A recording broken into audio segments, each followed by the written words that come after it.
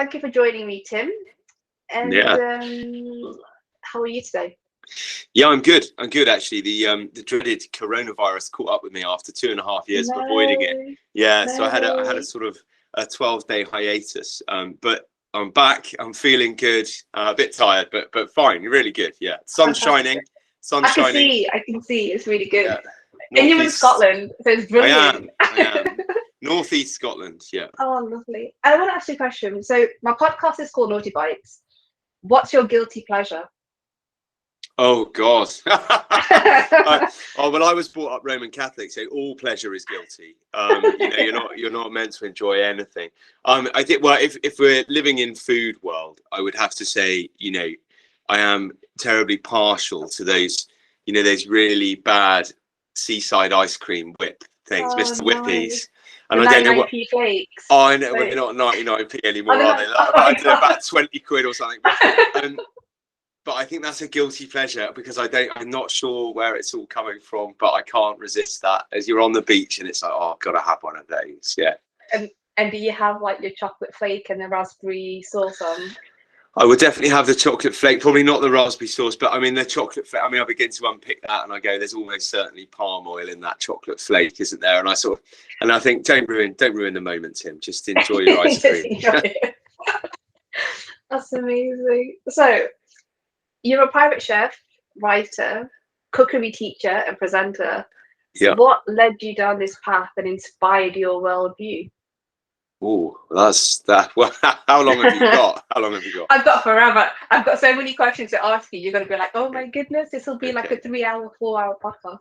All right, I'll try not to take too long answering. Sort of how I got here, potted history of Tim, I guess.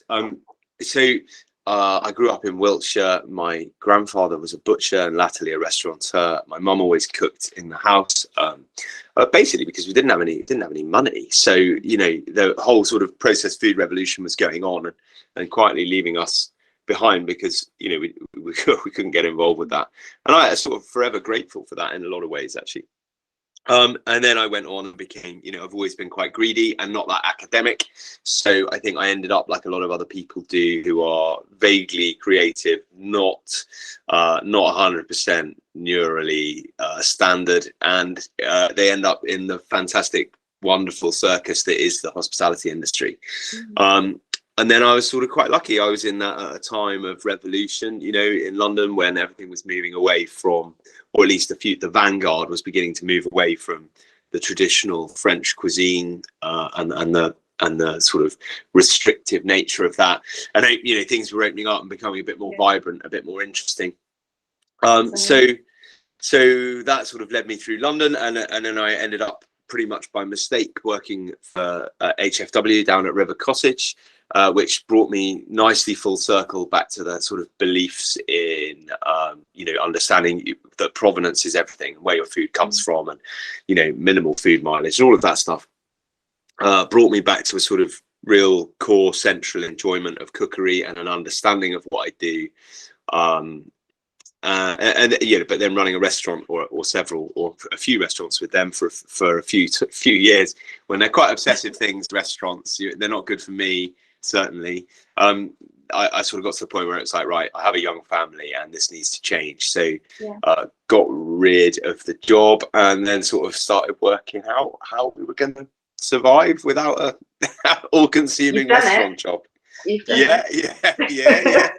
The wolf's not at the door. He's prowling around in the garden. Somewhere. Yeah. But yeah.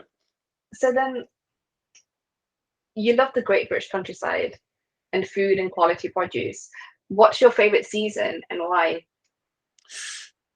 That's a question I've been asked before, and I've got a sort of fairly flippant answer to it. It's an interesting one actually because my opposite number when I was at River Cottage is a guy called Gil Mellor, and we used to discuss things like that. These questions would sort of bound around on the rare occasions we got to work together, and he said to me, "Oh, I really like it when the seasons are changing." So those sort of crossover points between seasons. And I think he was very clever with that because he's noticed something there, which is that what chefs like is when you get to add something new to what's happening, up here and on the plate.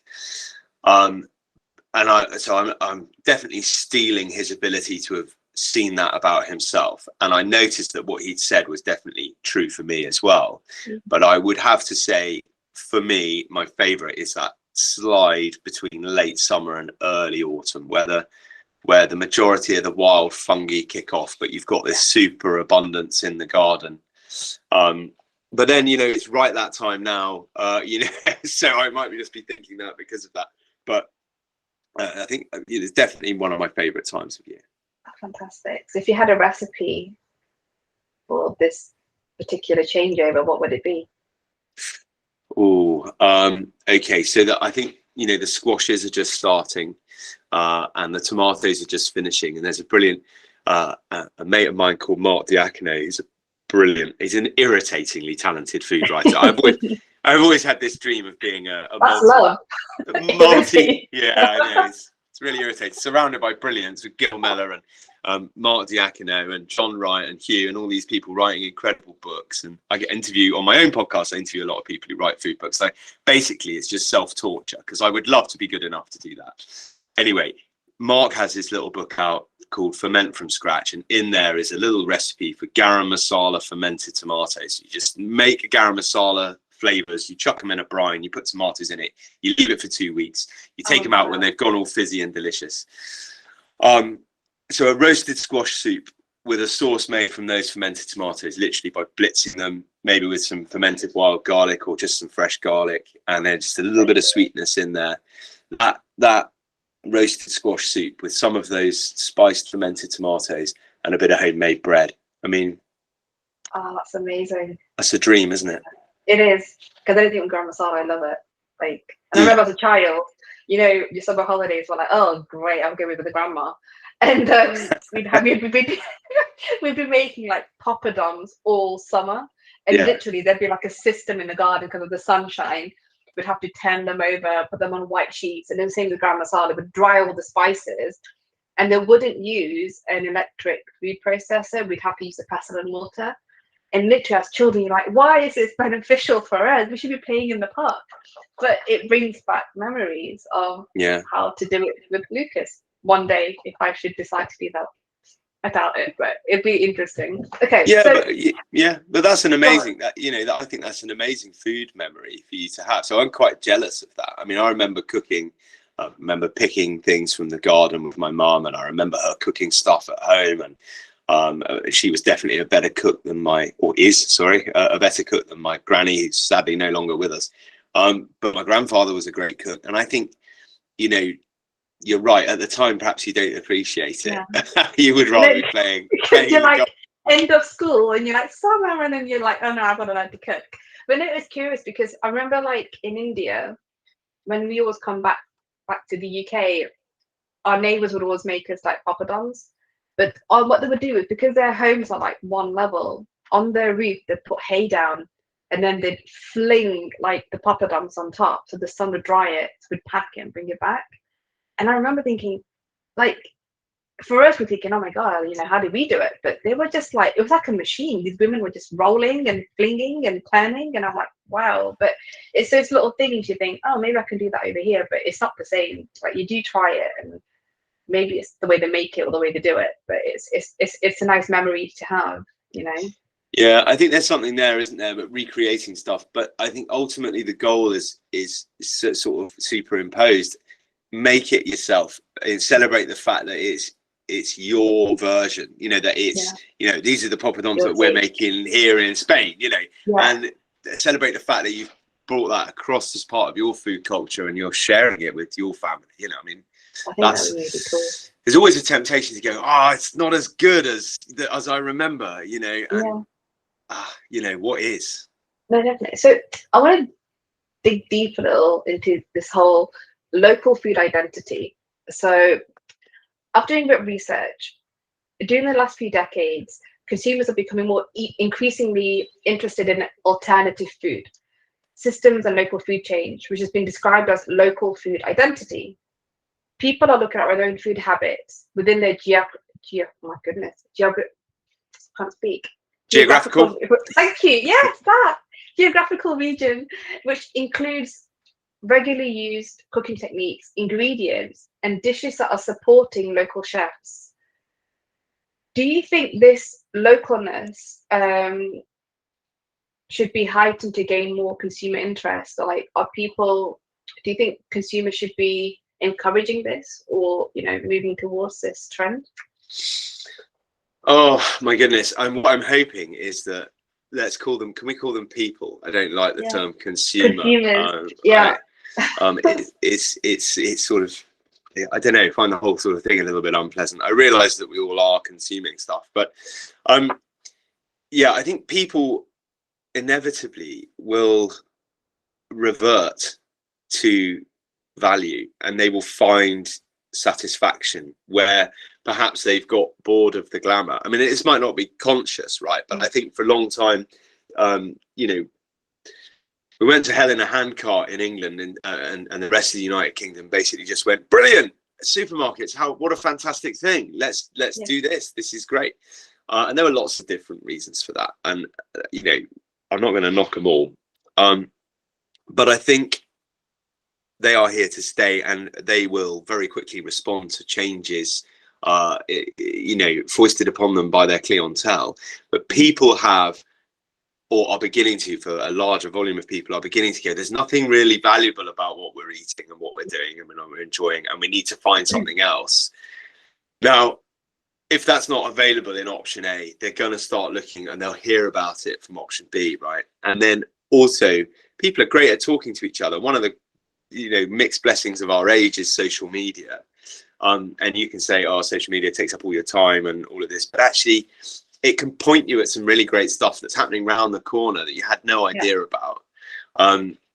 So I think, is it valuable for us to pursue more localized food and interact with other people about where it comes from and whether we like it or not, and who's good at doing it and who isn't good at doing it, and is it good value and is it expensive? If you're not having those conversations and you're not involving yourself in that on any level, you're not in touch with it at all. You're just existing in a bubble, and at that point you are only susceptible to marketing and your routine. So yes, I think we should support those changes, those challenges, those movements, whether you agree with them or not. I mean, go and find out what they're about and immerse yourself in a little bit of an experience to do with it. See what you think.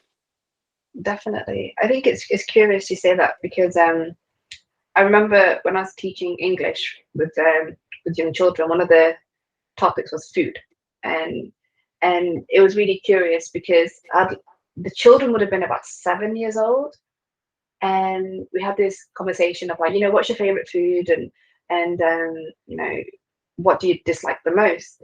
And every single child went, I love my grandmother's lentils, because when the seasons change, we have different vegetables in our lentils. And I was like, so you prefer lentils? They were like, yeah. I absolutely hate fast food. I don't like hamburgers, and I don't want chips. I want wholesome food. And I was like, but why? You went, because I always feel fed when I've had my grandmother's cooking, because when I have fast food, after an hour, I get hungry.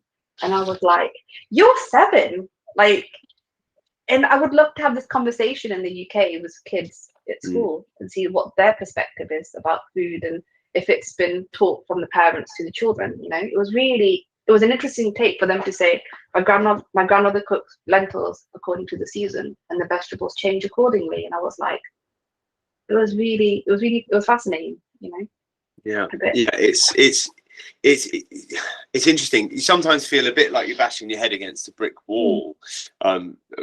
Certainly sort of getting reasonably long in the tooth in this world. I've been having a lot of chats about localism and sustainability and food miles and stuff for a couple of decades. And you sort of sometimes think, I'm just shouting into an echo chamber. There's 5 or 6 people listening and nobody else. And then you have a revelation, where one of your kids turns around and goes, oh, no, you don't want strawberries at this time of year. They're rubbish. You want to wait till the summer. And you just go, oh, yes, at least, at last. All the suffering I've inflicted on you by not letting you have fruit out of season, or why I want, you have to eat 4 or 5 bits of fruit a day to go with the vegetables from your supper. What are you going to have? That's You've got amazing. apples and pears for basically 4 months. So maybe save them for those 4 months, because you're going to have enough of them then. That's amazing. So that leads me to my next question. So modern food processing and farming gave birth to the emergence of alternative cuisines. However, some consumers came to believe that these foods were unhealthy and unethical for us as well as the planet, leading to people to call for return to home cooking, using unprocessed and natural foods, supporting small farmers, and supporting the smaller food chains. Therefore, calling this movement counter cuisines, and where localness has become a valuable attribute. Do you think this movement's here to stay? Wow. Yeah, I don't think it ever. I don't think it ever went away. I mean, I love the idea. What did you call it? Counter cuisines. Yeah, they call it counter cuisines. Yeah. I like that. I really like that. I was thinking a lot of research, because we could talk about sustainability for ages, and I'm like, there's got to be more like that we can talk about. And then I realized counter cuisines is this new thing that I've like come across, and I do like the term. It's great. It's an overarching label. So I remember there was something going on in Italy. About they were very vociferous about fighting back against the encroachment of fast food into their food culture. You know, the Italians very vocal about food, and very, they've clung to a lot of their old traditions. Fantastic, pleased that they have in a lot of ways. It's a cuisine I'm fond of. I mean, I say a cuisine. Obviously, Italy very recently unified in historical terms, and has various different cuisines. But to use broad brushstrokes, and they started a movement there called the Cucina Povera, the pauper's kitchen, effectively. And the idea was that people would go out and try and find this place that was just serving one vegetable and one piece of bread, and but they were doing it with the tradition, and it was amazing. It was an incredible thing to eat. There was no menu, there was all of this, and it was cheaper than going to the blooming fast food shop, or cheaper than going to the chain restaurant, or whatever, or the same price. And I just thought that's a very Italian example of what you're talking about.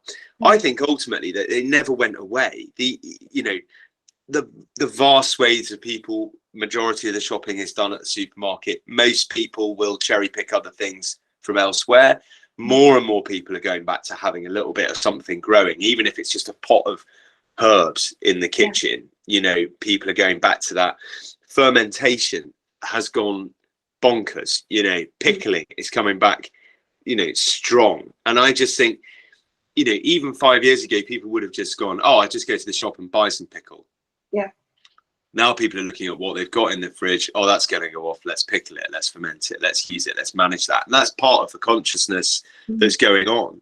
And so I think what's happened is it's sort of this natural way of looking locally for your food and managing your food, because it's a really important thing. It's not something that's disposable. It has an intrinsic value. It's really, it's life-giving stuff. We forgot about it for a little while, or we were very distracted from it, and some people are still more distracted from it than others, but it never really went away. And fundamentally, the value of your food never really changed. It's still the most important thing, because within 3 days, you'll eat anything if you've had nothing to eat.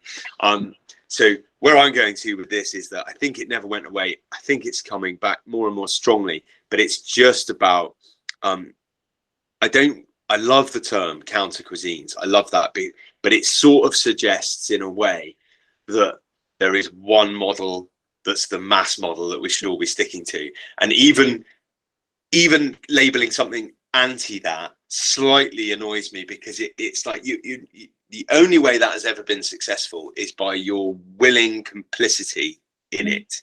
You cannot look at a chicken that's 34 days old and on a supermarket shelf and not know that has come from a system that has to be not right. But it's curious, because some people don't think about it. It's really curious.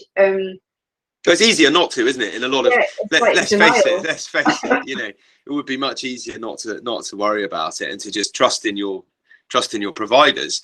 That would be great. But when you abdicate responsibility for stuff, you you lose your own connection to it, and you take away any blame for yourself. So it's just, I don't know. I think it's a bit.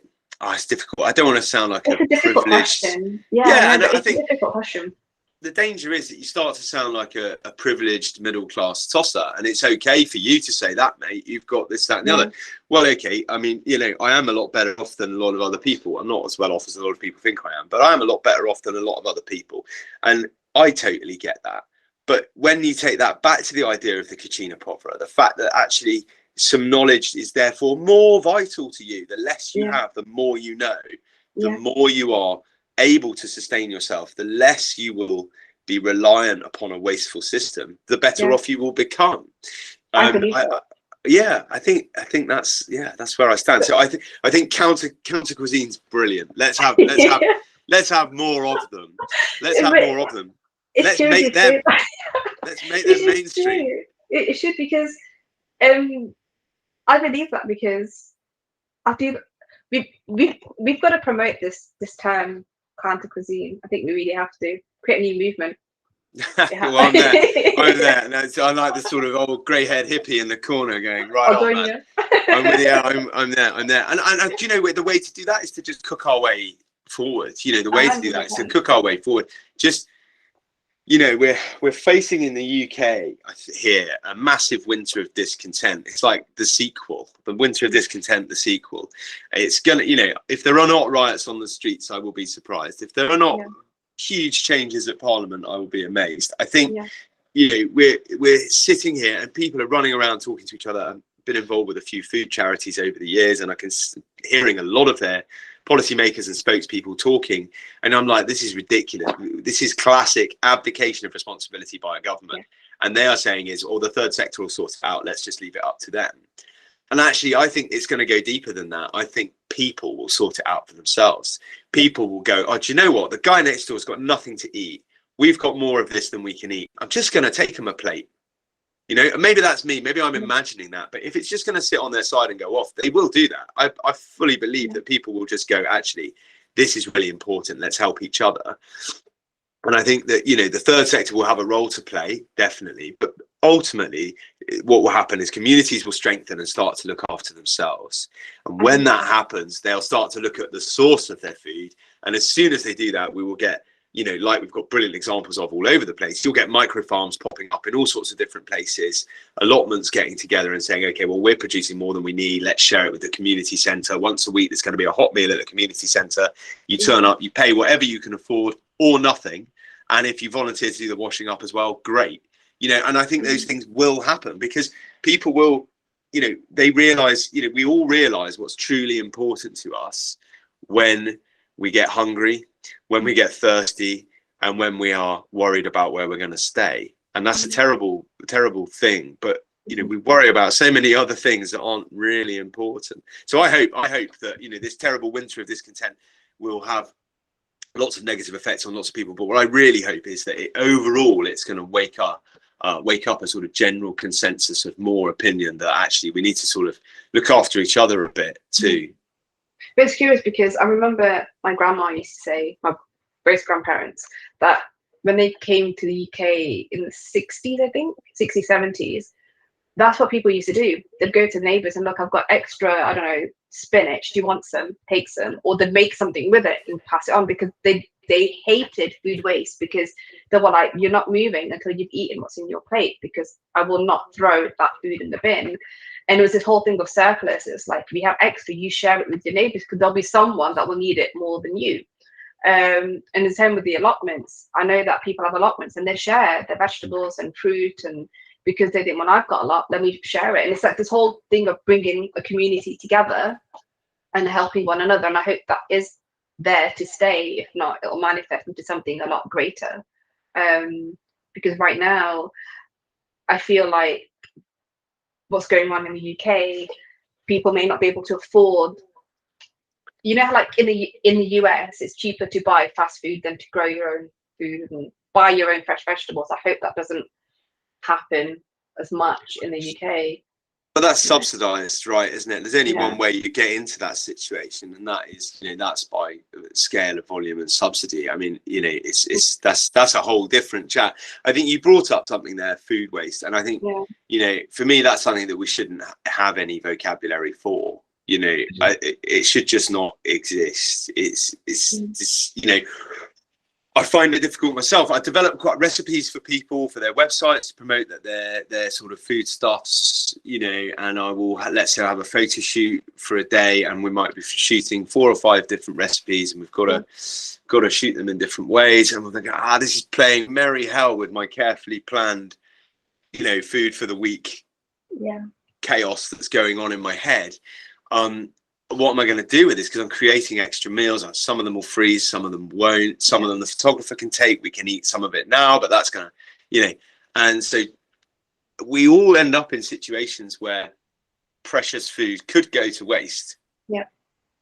But so many of those are avoidable by the real simple process of just before you chuck something out, just stop, put it down, disconnect yourself from that current situation and think about it. Yeah. Does it really need to go in the bin? Does it really need to go in the bin? Can you freeze it? Can you give it to somebody else? What is it? I mean, maybe it does need to go in the bin. Maybe it's gone off. Maybe it's damaged, whatever, of course.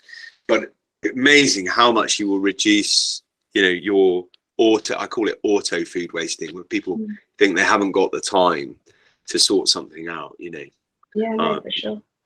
Just take a bit of a moment sometimes, but I think that's a good thing, to take a moment, because I think our life is so chaotic and rushed. Even with our food, everything's fast and fast. Like we don't take that 1 second to go, actually, no, I have to put that in the fridge and make the extra rice into fried rice and vegetables. Like just repurposing your food. I think it's something that we should be doing more often. So learning about our food and its origins has deeply impacted our food choices, ultimately helping to protect our planet. Do you think a lot of the generation, do you think it's a generational thing, or everybody's becoming more aware of this? Okay, so it's one of those situations where I think modern social media has helped to get some stories out there in terms of thinking more about what you eat. That's dangerous because it happens in sound bites, a lot of the time. If someone's got a lot of followers on a platform, we start to see them as being more genuine. And if their information's wrong or poorly thought out or fine in their situation but not in someone else's, then we can make the wrong choices. I don't want to delve into that, any sort of examples of that, because ultimately people should be free to make their own choices. But what I think is, it is generational to a degree, in that I think it's now easier if you've never had any connection with local food systems, or alternative, if you want to call them alternative food systems, then that's more available to you because you have new ways of finding them. But I also think older generations have seen a lot of this stuff spring up, come, go, and they've stuck to their guns in some way. Maybe they're still growing their apples and they're still doing these things, and they're like, well, it's the autumn, so we're going to eat this, and this is what's cheap at this time of year, and it's driven by lots of different stuff. So is it generational? Yes, it is. But it's not a clear picture. It's not as easy as to say, oh, this generation think that, and this generation think that, and this generation think that. That doesn't really answer your question, but I think that's where I stand on it. Yeah. I love these conversations with you. I think because it gives my listeners as well a different perspective of a question can mean something to me, but something totally different to you. And I think it's good for people to understand different views of one topic, And the importance is to ask the questions and to discuss them. And I definitely think I'm a conversationalist. I have a podcast. It's very old fashioned, very long format, and people just come on and we talk about food, and it's great because you need a space to have those chats. I don't think it boils down necessarily to right or wrong. I was involved with fisheries politics for a little while, and I did a bit of fisheries campaigning. And I think there's a lot wrong with that what is a common resource that's being very badly looked after, Yeah. like all the common resources are badly looked after, energy and environment and all of that stuff. But I became very polarized. I was like, well, I'm just, I'm fed up with people eating this and this. There are three obvious wins within the world of seafood that you could just say, okay, just steer clear of those. But then if you steer clear of those, people then eat other stuff. That creates a problem over there. So it's not as clear cut as you go along, and I think if you can't have the conversations and be flexible about where you are and what you're eating, and Thai shrimp paste is a great example. Like, I love cooking with Asian flavors, and Thai fish paste is one of those. It was like, shrimp paste, I can't really use that. I'm not a big fan of shrimp farming, and I think wild shrimps to a degree, probably overfished in lots of places. Where do I stand on this? Because I really like this. And then someone said to me, it's really interesting because most of the shrimp paste is made from the shells that would otherwise go to waste from the shrimp processing factories. And I was like, you would never know that, and you would never. I mean, where did they find out that information? Yeah. And I was like, well, that's really fascinating. They were like, yeah, so you're actually eating a waste product. At which point, you could say you're greenwashing the prawn industry, but you could also say, okay, well, I'm eating part of the problem. Yeah. Which it's up to each individual human where they land on either side of that argument and which path they choose.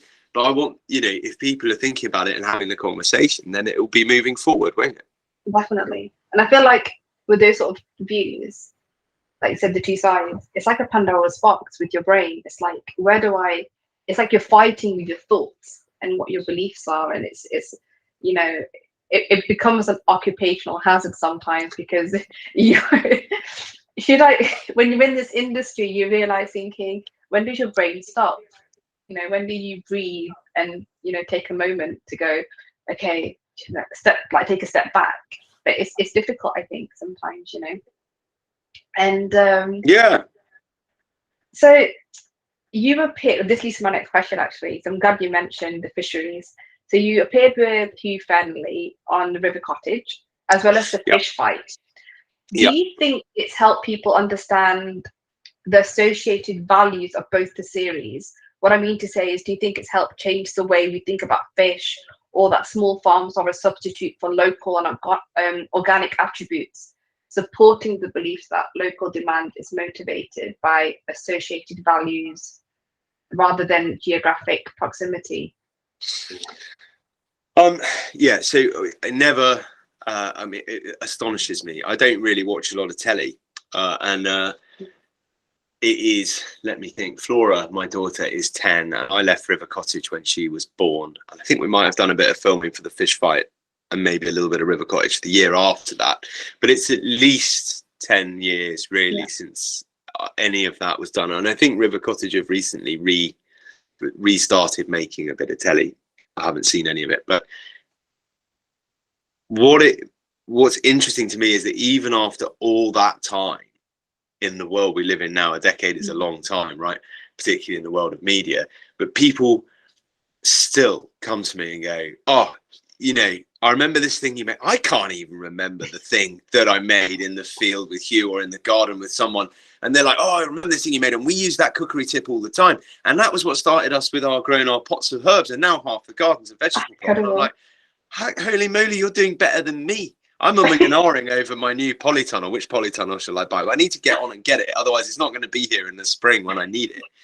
And these guys they've been inspired. They've picked it up. So there's no doubt in my mind that the beneficial or the positive ripples from the series that was River Cottage, which ran for a long time. I think it was 13 years or something, long before I got involved, and a little while afterwards too. I think that's had a lot of positive impact on a lot of people, and they've picked up a lot of elements or threads from it and taking them away. Now we can't all have a farm and live an idyllic life, and I think that's really important to realize too. But we can all support one, and we can all benefit from one. And but at the same time, I don't want to knock anyone who's a farmer right now. Farmers work hard to make a living in a difficult industry where they're currently price squeezed at both ends. They've been told to follow this one golden route of modern agrochemical farming, And now everyone's turning around and going, oh, you can't keep doing that. And they're like, well, hang on a minute. Yeah, no, for sure. You know, we've been trying to scrape a living at the, you know, from these market forces. And it's not, you know, it's all changing. And I don't like farmer bashing, because ultimately they grow our food for us. And you know, they are to an extent these days controlled by the supermarkets, or a lot of them are. Yeah. And I would rather that the pressure for change for the farmer came via consumer demand. You made me say it. Sorry, this dangerous word. via people power. And I think that's what something like the fish fight did, was it just raised awareness. You know, a lot of chat about the common fisheries policy, and a lot of chat about sustainable fish, and then that brings you back to my favorite trap, which is when people at a dinner party look at me and they go, so what fish can we eat then? And Caroline, my long-suffering, ever-elusive better half, looks at me, and I'm like, we haven't got time to have that chat, guys.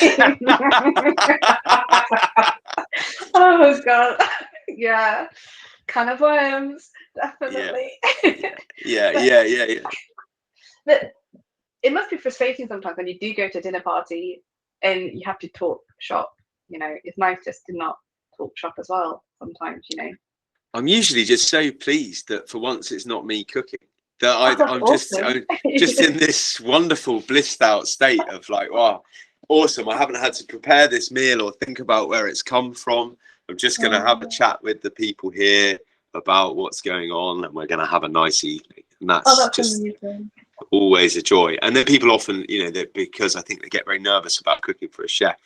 Oh, is that all right? Or what do you think about this? I grew this myself. And before you know it, you're in the conversation anyway, because actually that is, you know, although part of it is my job, you know, and what I do for a living and the things I think about and my reason for being, it's also everybody's life. You know, you forget that food, we talk about it in terms of policy and global quantities and food waste structures and landfill systems and all of this stuff that gets talked about at NGO and governmental levels and policymakers.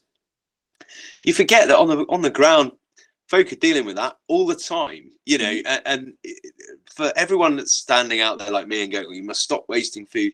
There are 5 out of 10 people at home going, what am I going to do with this before I throw it away? And they're already thinking that.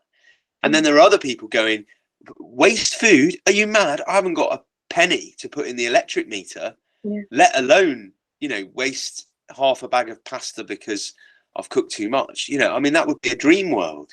Yeah. And it's nice to get out and just have actual chats with actual people, because you then realize that it's not all doom and gloom. There's lots of people doing great stuff. And you know, we need to support everyone and just keep the conversation moving and celebrate the good stuff as well as complain about the things that we don't think are right. Yeah, it's actually curious, like, because during university I'd go back to my grandma's doing reading week, and I, you know, technically read at my grandmother's, never did, but like, she used to grow her own vegetables in her garden, and she never wasted. So because she didn't waste, which meant I had to eat it, I think I put on like 2 jean sizes in a week, because it was like, I want to feed you, you cannot waste any more food. I'm like, don't cook that much then. And it was a whole thing of, it was nice not having to cook, but then you know, my body suffered, and it's not great when you're a student, but it was nice. It was a nice feeling of being cooked for, as opposed to cooking for someone. Yeah, that is nice. Well, that's a new thing as well, isn't it? I think it's interesting because I think the body's ability to put on weight when it's eating surplus food is a natural part of its ability to store that for times of less. And I think, you know, we're very body conscious these days, or certainly, you know, in my early 40s, losing my hair, I'm very body conscious. And I think, you know, that's quite a negative thing in terms of people's relationships with food. I think it's okay to put on a bit of weight in the summer and autumn. If the winter's going to be lean, you know, that's a natural part of our cycle, but no one would ever dare say that or think about that, you know, particularly if, you know, you are going to be, let's say you do grow your own vegetables and you have a glut in the summer and you eat loads and loads and loads of beans, and the protein from that makes you put on a bit of weight, and you go, oh no, I've put on a bit of weight, but it's okay, because in the winter I'm going to be eating broth and kale because there's nothing else, you know. So I sort of, I see what you're saying, and I think that's an interesting thought. I probably haven't thought before about actually storing food waste in our own bodies, or time of plenty for time of not plenty. And I guess that must be a function of the human body from, you know, when times were a lot less certain. Yeah, definitely. Because like I think as a student, even though I've studied food, I'd always eat in the kitchen. So when we were prepping our food, doing like cookery class, I always ate. That was my lunch day. So I'd literally eat the food we'd be cooking. Which Makes sense, new. right? Yeah, why not? I'm a student. I've literally I'll go to the supermarket and get all the reduced stuff in the evening because I knew it'd go to waste. So I'm gonna eat it, and it was cheaper food shop for me as a student. But she always knew that I wouldn't eat properly, so she's like, "I'm gonna stuff you like a goose." And then I know that at university you'll lose it again. It was my surplus, like my body will. And I'd You're lost like it in a couple of weeks. Why not? You are human foie gras. That's what you are. What Yeah. I think. But I mean, you touch on a great point there. I think, you know, the reduced style, and it's really interesting because I have, for the last few years, I've been very lucky.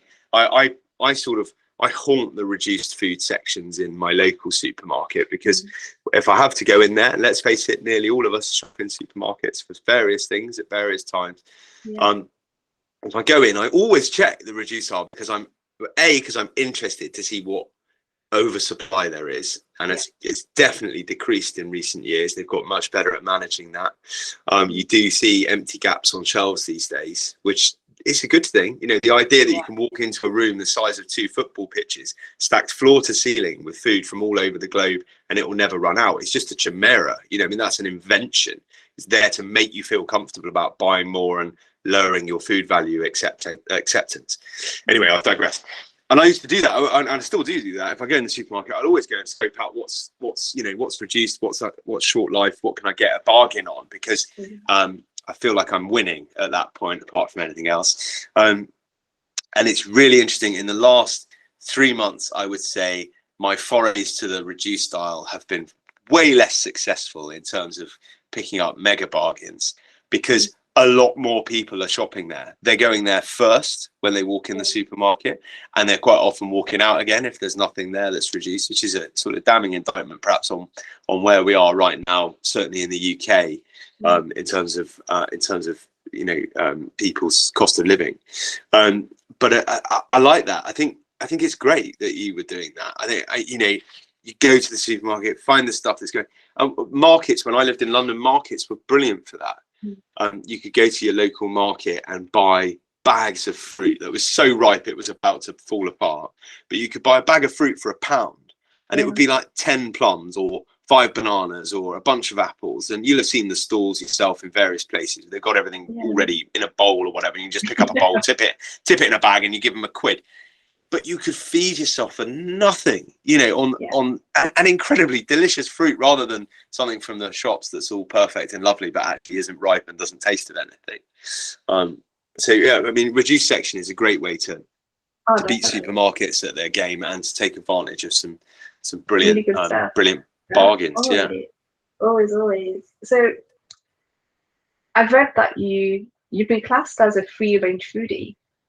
So what aspects of a free range foodie do you love the most?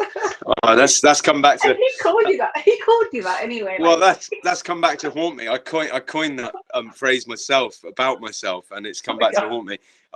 Well, because one of my biggest, throughout my whole career as a professional chef, I always felt, you know, in a lot of ways, when I was thinking about the quality of what produce we were serving, particularly latterly, you know, when I was working for, people like Alistair Little, who sadly passed away recently, but incredible man, totally focused food-wise on what's in season and what's brilliant, and using as much of it as possible.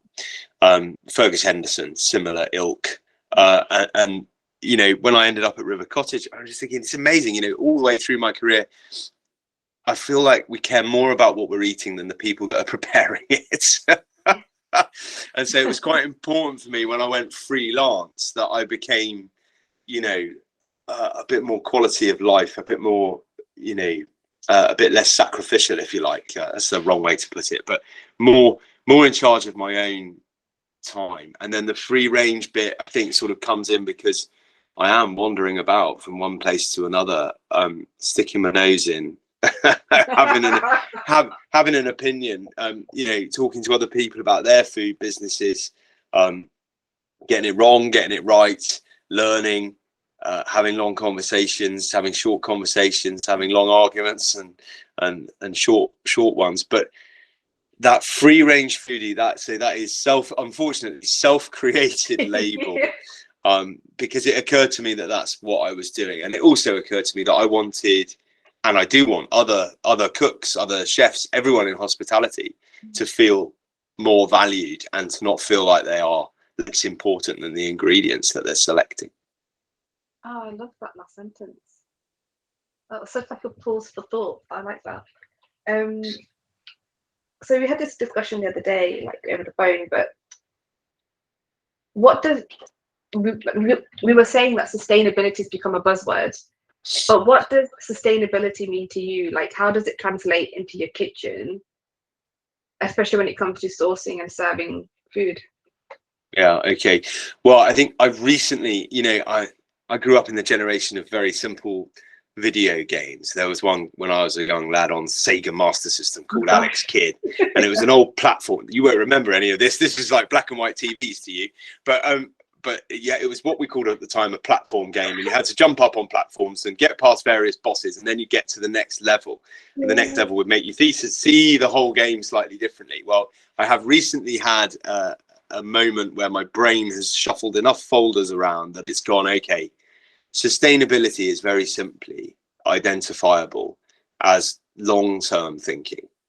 If you think about, you know, with your food, if you think long-term about your food, and you're in a position, let's say a privileged position, to be able to think long-term about it and invest in it, then your food will be more sustainable within your kitchen, in your home, because you're taking a longer view about it. The less reactionary you are, so when you run out of something and you need it, or you're trapped in the idea that you have to cook this recipe that you've embarked upon, then you have to have this ingredient, then you're likely to drop everything and go shopping. Now, when you're there, you're going to buy something else you didn't need, and then that's going to fall you into a food waste trap. You've spent some energy going to the shop on a mission to get something that actually, if you just went, oh, I haven't got that, I'm going to make something slightly different.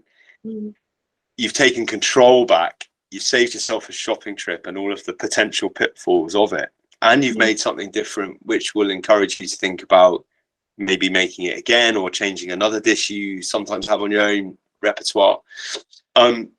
Also very lucky because people pop round with things. Like I live next door. I mean, let's be clear, this isn't going to happen for everyone. I live in northeast Scotland, and I live next door to a guy who is a ranger for the estate. He looks after, it manages stuff on the estate. One of his jobs is to protect some crops, and at this time of year we have wild geese coming from Greenland and Iceland, and they are pink-footed geese, and they come and they land, and most of the time that's not a drama and they're left alone. Every now and again they'll land in a field that's got a crop in it that needs to be harvested, and they start to cause problems with that, so they'll be moved on, and some of them will be shot as a deterrent to others, and that produces meat, wild, very sustainable, delicious meat. And I'm very lucky that sometimes someone will turn up at my door with a goose or something like that. I'm like, wow, how am I going to fit this into, you know, the ever evolving kitchen life that's part of my world? So how do I make sustainability choices at home? We've touched on the supermarket one. Always try and beat them at their own game. Always go to a supermarket with a plan. Always shop with a glut. Always look around you to what there is. So, you know, you might not be an expert forager, but, you know, I read an article recently about a guy who'd spotted so many avocados growing in London. Well, there you go, forgotten avocado trees. So people have planted avocado trees out in their sheltered gardens in London, and there's avocado fruits hanging on them. You know, this is a 20-year thing, phenomenon. So, you know, that's a new one, right? That's an example to capture your imagination. But crab apples, big one in the hedgerows, wild plums, all of that stuff. Now, you know, if you live in a more urban environment, you're less likely to be able to pick up free food from nature. I understand that, but what I'm saying is you don't need to be a forager to take advantage of great opportunities. Cooking apples, it doesn't matter where you live, at the right time of year, cooking apples will be free across the United Kingdom, people desperate for you to take them away. But long term, think as long term as you can. So rather than, oh, I'm hungry, I haven't got anything, what shall I buy? Go and get something, eat it, forget about it until the next time. Think larder, think, what am I gonna, what can I get? What can I make that's gonna feed us 3 or 4 times? What can I have that's a base? What's available at a good price right now that's in season? Because invariably stuff that's in season will be the cheapest. Cheapest and tastiest as well. Well, 100% flavor-wise going to be the tastiest. Yeah, no doubt about that. I think frozen vegetables are overlooked as well. I mean, I don't like to... I'm not a frozen vegetableist. I don't believe that they're better than fresh vegetables. But I think if you've got a bag of sweet corn and a bag of peas in your freezer and maybe a bag of spinach, it's very likely that you can rustle up a curry or a stew or a soup, with very little else, an onion and a few spices. It's true. That's going to potentially feed you for a week if you needed it to. Say you weren't well and you couldn't go out to the shops, or your freezer broke down and you lost a heap of something that you hadn't realised you were going to lose. But so I think for me, that's it. Don't make too much. If you do make too much, make sure you've got a plan. If you're going to batch cook, make sure you've got a plan to store it. Do batch cook if you can, because it will save you taking the easy option of phoning out for food or nipping out for a potentially slightly disappointing meal. Plan your eating out if you can, to go places where it's going to be great and you're excited about what they're going to be serving, and that you believe or share the beliefs of the people that are providing that dining experience as well. So all of those things will bring you sustainability into your home. And the ultimate one, the number one, is cook as much stuff from scratch as you can, because until you do, you won't cook any more stuff from scratch. And until you take control of your own cookery, you don't really have it's hard to be responsible for where your food's coming from, because it's deliberately hidden from you by the processes involved in getting it to you. Definitely. When you said frozen vegetables, if you open my freezer door, it's very anemic. All I have in there is frozen peas, frozen carrots, and a mixed vegetable bag. That's literally it. Maybe some cauliflower that I had a surplus of, and I shoved it in the freezer for like cauliflower soup or curry. But that's it. All the other drawers are empty, because because I buy for what I need. So in season, minimum, and I cook with a lot of like lentils and veg, and buy meat that's from the village. So literally, my house, my kitchen is very, I cook for like 3 days, but I'm like, I don't want to cook again because of time. And so, because also a lot of time, and I'm like, nah, I'm not feeling it today. Let's just have leftovers. But leftovers can be the best meals you have. And I think, you're absolutely hitting it on the spot for me. I think it's just about owning your food situation. It's just about taking responsibility for it, because as soon as you do, you start to think about it. And that's, that's brilliant. I mean, I would say to that, a couple of things that I would say is, like, if you're batch cooking, and I'm late to the party on this one, my friend Catherine Phipps, who's a brilliant food writer, has recently sort of shamed me into getting a pressure cooker, and it's changed my life. We eat a lot more soup and pulses as a direct result of the fact that it takes virtually no time to cook them anymore. So she was right and I was wrong, and that's brilliant. So get yourself a modern pressure cooker if you can. I have. You got one, yeah, awesome. And I think I might be wrong on this, because modern technology has made quite a lot of advances, but if your freezer's nearly empty, you should fill up some tubs with water and put them in it, because it will use less energy to stay frozen. Oh, really? I didn't know that. I think I might be out of date. It might be out of date information. Because I hate having like ice cream in my freezer or like frozen food, because I can't. As a child, I never liked it. And then when I studied food, I was literally reading all the labels of like, what is in this product. And I think when you're studying food, you're more aware of what you're eating.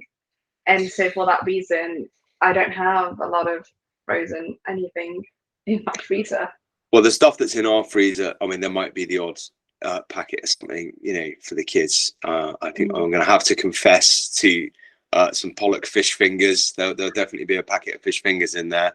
But the freezer is full of stuff, like it's full of homemade baked beans, it's full of homemade curries, it's full of all that stuff, because people imagine that, it's all very well for me because I swan around and I've got time every day to cook from scratch. But I don't, nobody does. We're all very busy, and like most households, my wife works full time, I work full time. We have 2 children who seem to have a club every 5 minutes in a far-flung location. It's not like when I was a child. But we eat ready meals all the time that we've made ourselves. You go to the freezer, you take something out, heat it up in the microwave, or stick it in the oven if that's already on, or whatever. I think the freezer is a brilliant tool. Keep it full of stuff that you've made. Yeah, and we did, like, when I was pregnant, because I knew I was not going to cook food. So everything when I was pregnant, I cooked, made in batches, and shoved in the freezer. So for the first month, I lived off everything that I cooked beforehand, because when you have a baby, you know what it's like. It's impossible to have 2 minutes to yourself. Life changes. Yeah. It does. You look like a walking zombie every day. It's brilliant. Well, my children are 12 and 10 now, so it's a different game. But you do have to get through. It's taking you back to that Sega Mega Drive game, that Sega Master System game. You got to go through the levels. You got to go through the levels. Yeah, you got to get through the levels. You do. So I've got a few more questions left. But, like, in your career, you're a writer, you're a presenter, an author, a chef. Have you been able to tell in your career, like, that food has a story, where it comes from, how it's made, it's got a process. And a lot of us see food without really knowing where it comes from, how it's produced, and the impact on people, communities, the environment. Have you, in the line of work that you do, have you been able to reconnect people with their food? Well, the only answer to that is that I hope so. I mean, there's 1 or 2 examples where I know that I have been instrumental in doing that, or that people have come up and said, what you're saying is absolutely right. But you're always worried that you're shouting to, you're preaching to the choir, as it were. And that is always going to be a concern. But I think it has to have been making a difference. It has to have been. Some of the stuff that I'm seeing now coming from generations much younger than myself, your generation as well, you're seeing this consciousness, this thought process a little bit more going on. There's a huge change in people's casual drinking, which is a really interesting one for me, because that comes from thoughtfulness, right, and realization and self-understanding. And you can't go on that journey with drink and not apply it to everything else that's going on in your life. So you are going to start to think more about what you're eating too, because you're not running on autopilot and just having a beer and grabbing some whatever. So I think that's an interesting indicator. And I just think, the growth in organic, the growth in local, this is all, it's mainstream in the restaurant industry now. You go to somewhere outside of a city centre, you go to a restaurant, it's almost certainly going to be telling you what on the menu has come from nearby. And the bread is likely to be homemade. Well, 20 years ago, that certainly wasn't the case. And I think, it has made a difference. I mean, how much of that I can take ownership for, I don't know. If it's directly linked on a graph as to how much time I've spent flapping my lips about it as to how successful it's been, then we've done well. But I do wonder if people, maybe I talk too much about it and people get bored and turn away. But, who knows? Okay. And, well, I think you've reached me. I'm living in Spain, and I already heard about you and researched you and done some research about you. But, your words and your work has, jumped across the pond, so to speak. So, maybe the graph will be a little higher. You never know.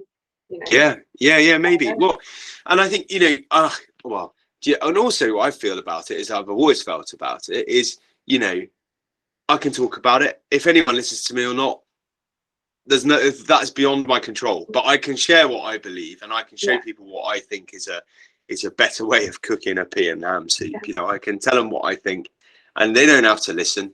And if they do, I think it'll make their life better. And if it doesn't, they haven't lost anything. So, you know, I would rather carry on saying it and thinking about it and talking about it than give up. But at times I have felt like, you know, when they set the international bluefin tuna catch quota at 3 times the scientific level for the 5th time in 5 years, and you just go, what is the point? You know, why is anyone saying anything? We might as well just get on a massive carbon party and smash this place up, you know. It's hard sometimes to carry on caring, you know, but you have to, you know, I guess. It's true. It's who I am. I can't be anybody else. I like how you've said that, because as well, like your last sentence you mentioned about the tuna fish, and it does bring me to my next question actually. Food systems are highly complex and interconnected.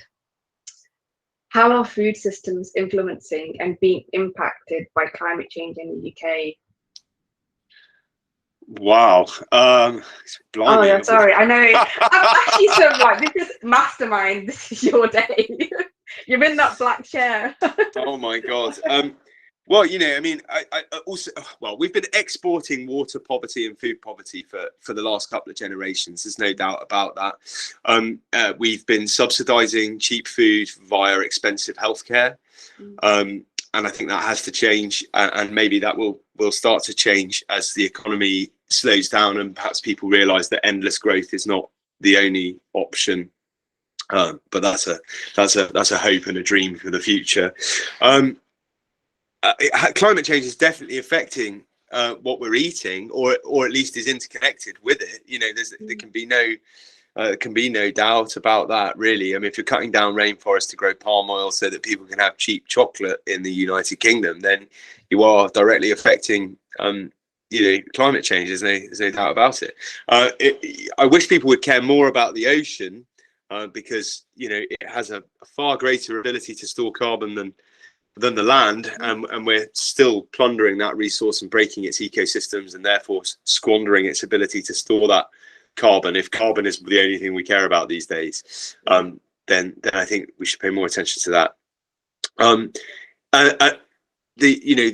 I would say what's going to be interesting is that the increase in the real cost of living for most people will be a driving factor in them taking back control of what they eat, and that in turn will do probably more good for the environment in terms of fighting climate change than if we all switch to electric cars tomorrow.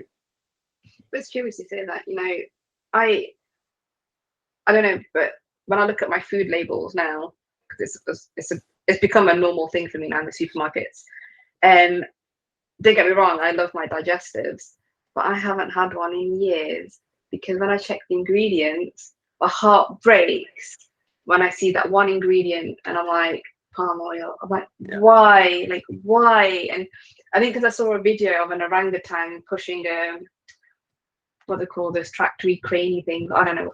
I'm rubbish with like transport stuff, like Don't worry, that's okay. I remember, and I saw the video and I actually shared it, and I was like, my heart broke, thinking an animal like an orangutan is pushing away this big massive machinery, like, stop, but this is their natural habitat.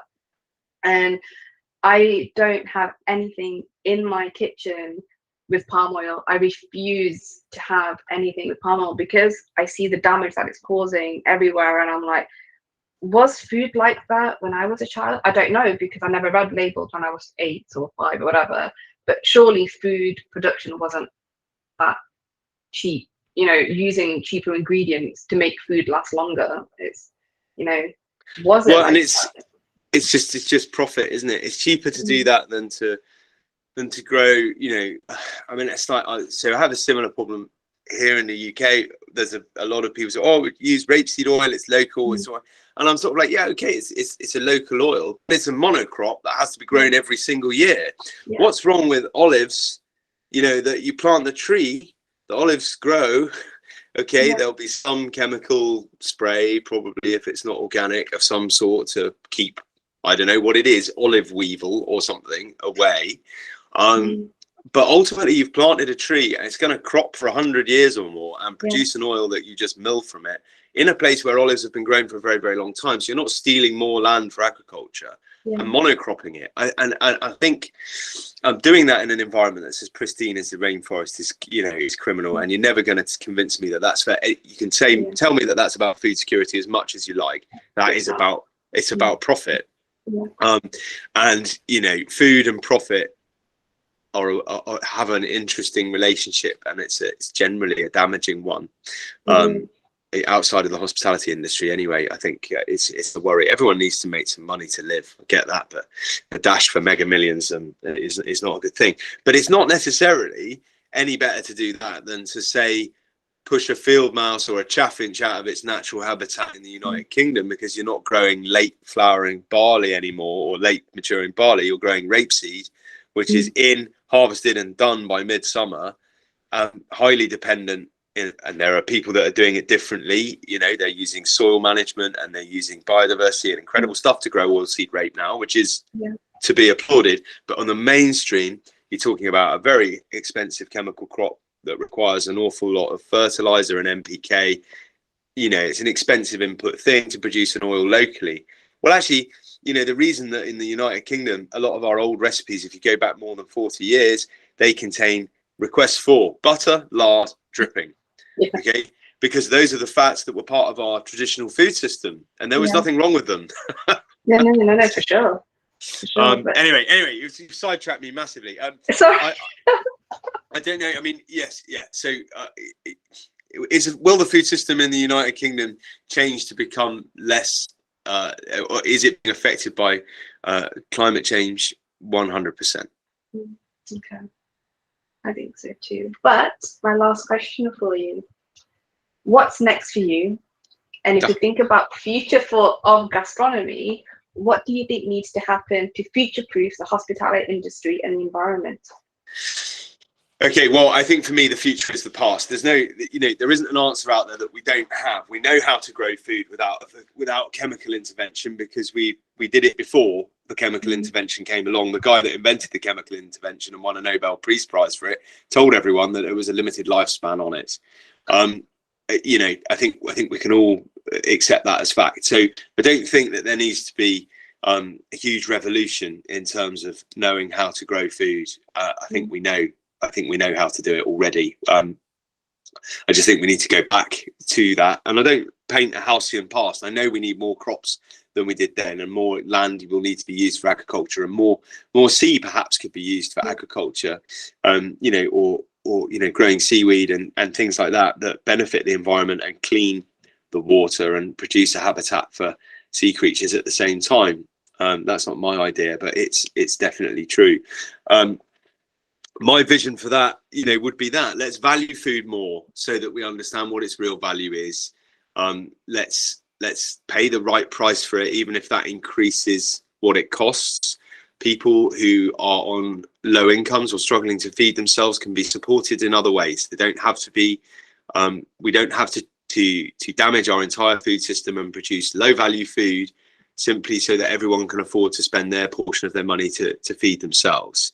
If there are people in society who can't feed themselves, that's part of a wider problem. That is not to be answered by farmers and supermarkets, in my opinion. That's just my opinion. There are people that will disagree with me, and I'm happy to have the chat, and maybe they'll change my mind. But if we can do that and value food more and focus on that, I think you will improve health issues across the whole of society, which will free up a whole load of healthcare spend for governments. And I think, if we can eat better, care more about what we eat, source it more locally, we will all just be happier people, and that will just make things better. That was a wonderful speech. Like, it was really nice. It's one of those speeches that you can just get lost in listening. So lost in the words and imagining it, but it's true. It's a hard speech to make. It's a hard speech to make because you don't, I've read a lot, I've studied a lot, but I'm not an academic person. I'm a cook with I'm a gobby one, and Good, make noise. and because of that, you know, I worry when I say things like that. But you're asking me what I believe, and what I believe is, if we care more about what we eat and we share it with each other and we put more focus on where it comes from and we look after that because it is precious, then things can only be better. Yeah, 100%. I believe that. But Tim, thank you so much for joining me today. It's been an absolute pleasure having you. Well, we have more discussions to have, but I can't wait. But thank you so much. You're totally welcome. You knew it was going to be good because the sun is shining in northeast Scotland. Of course, you're in Scotland and it's bright blue, well, white and glaring. You look like a saint because you got these beautiful rays.